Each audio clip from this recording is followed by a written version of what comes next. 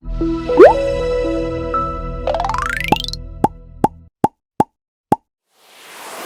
semuanya, selamat datang dalam video pemahaman sistem penyediaan air minum. Dalam video ini, saya Bang Spam akan menjelaskan proses sistem penyediaan air minum, bagaimana prosesnya hingga sampai ke masyarakat. Dan sesuai dengan namanya, Spam merupakan serangkaian proses yang dilakukan untuk menyediakan air minum kepada masyarakat.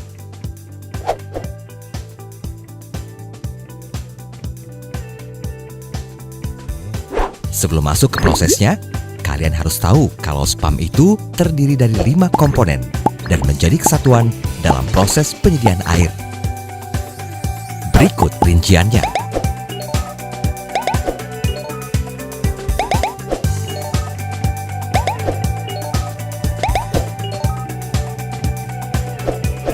Pertama, komponen air baku, yaitu jenis sumber air dan sarana pengambilan yang akan digunakan.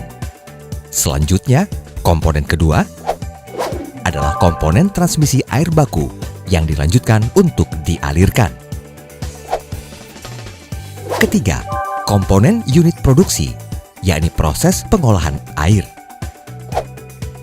Keempat, komponen unit distribusi, yaitu saat air dialirkan kepada konsumen. Terakhir, komponen kelima, yaitu unit pelayanan. Yuk kita bahas satu-satu. Pertama, kita masuk ke proses pengambilan air baku yang berasal dari sumbernya. Seperti kita ketahui bersama, kalau sumber air baku itu berasal dari 2 jenis, yaitu air permukaan dan air tanah. Apa sih yang membedakan kedua sumber tersebut? Air permukaan itu berasal dari sungai atau danau. Jenis air ini tidak memenuhi standar kualitas sebagai air minum. Jadi, harus melalui proses pengolahan lengkap bila ingin menjadi air minum. Lalu, air tanah, yaitu mata air atau air sumur.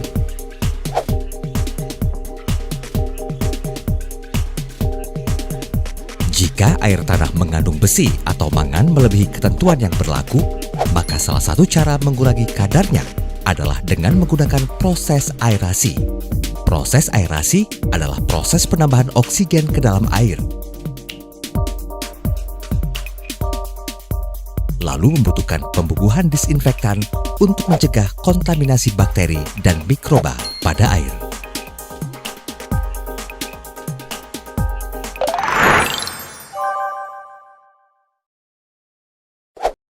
Perlu kita ketahui, sebelum air diolah, tentu saja harus memiliki sarana pengambilan air baku.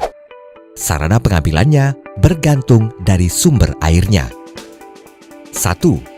Jadi, bila sumber air bakunya adalah permukaan air, maka bangunan pengambilan air yang digunakan adalah intake. 2. Tapi jika sumber air bakunya adalah air tanah, maka bangunan penangkap air yang digunakan adalah brown capturing. Setelah air baku diolah di sarana tersebut, prosesnya berlanjut ke komponen transmisi air baku, nantinya dialirkan ke unit produksi. Ini adalah proses mengalirkan air ke tempat pengolahan melalui jaringan perpipaan transmisi. Pada proses transmisi air baku, air dialirkan ke tempat pengolahan melalui jaringan perpipaan transmisi. Tahapan ini menandakan air baku masuk dalam pengolahan lengkap.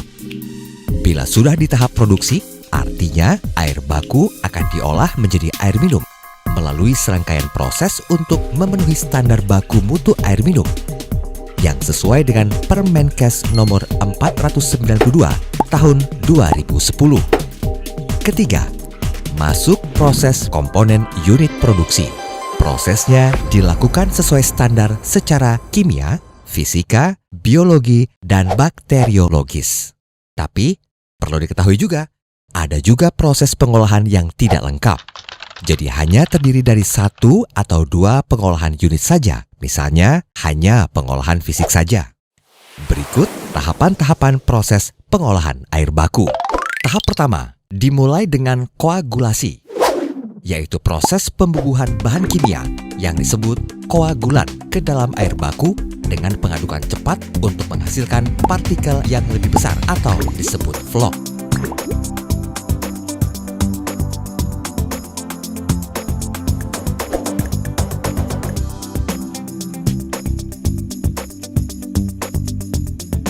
Setelah proses koagulasi, berikutnya adalah proses flokulasi.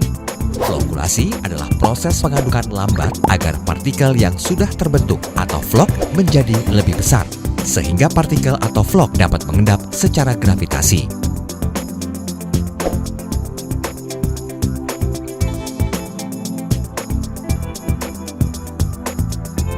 Kemudian setelah proses flokulasi, partikel vlog diendapkan pada unit sedimentasi. Proses ini disebut proses pengendapan.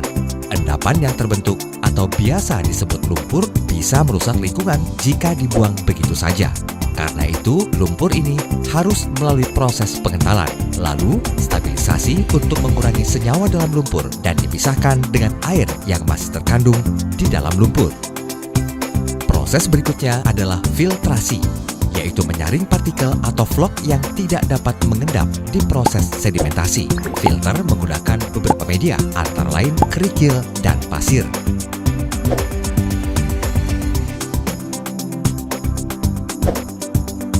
Terakhir, ketika air sudah terfiltrasi, kemudian dialirkan ke reservoir untuk kemudian dilakukan pembubuhan disinfektan. Fungsinya adalah membunuh bakteri dan mikroba lainnya.